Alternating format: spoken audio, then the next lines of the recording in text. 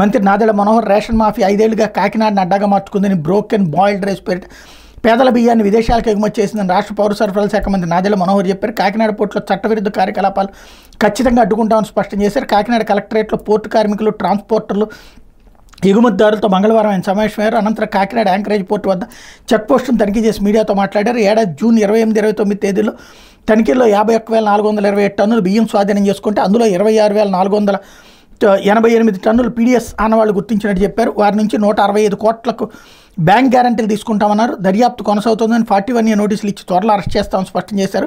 Kakinada anchorage port ఏర్పాటు చేసింది ఒక కుటుంబం కోసం, ఒకరి వ్యాపారం కోసమో కాదని మంత్రి నాదెళ్ల మనోహర్ అభిప్రాయపడ్డారు.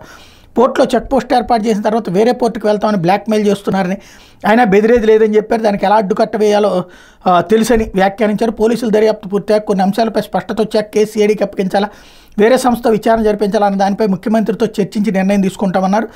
రాష్ట్ర వ్యాప్తంగా తనిఖీలు కొనసాగుతాయని మంత్రి మనోహర్ చెప్పారు. తనిఖీల్లో జాప్యం వల్ల లారీలు, బార్టీలు, షిప్పులు ఆగిపోతున్నాయని అసోసియేషన్ ఆవేదన వ్యక్తం చేసిందని, ఎక్కువసేపు నిరీక్షించకుండా మరో 2 చెక్ పోస్టులు ఏర్పాటు చేస్తున్న మంత్రి తెలిపారు. కాకినాడ సిటీ ఎమ్మెల్యే వనమాడి కొండబాబు, రాష్ట్ర పౌర సరఫరాల శాఖ కార్పొరేషన్ ఎండీ వీరపాండ్యన్, కాకినాడ జిల్లా కలెక్టర్ షాన్ మోహన్ ఇతర అధికారులు వెంట ఉన్నారన్నటువంటి వార్తని హైలైట్ చేశారు. లేకపోతే వచ్చే ఎన్నికల్లో మనదే విజయం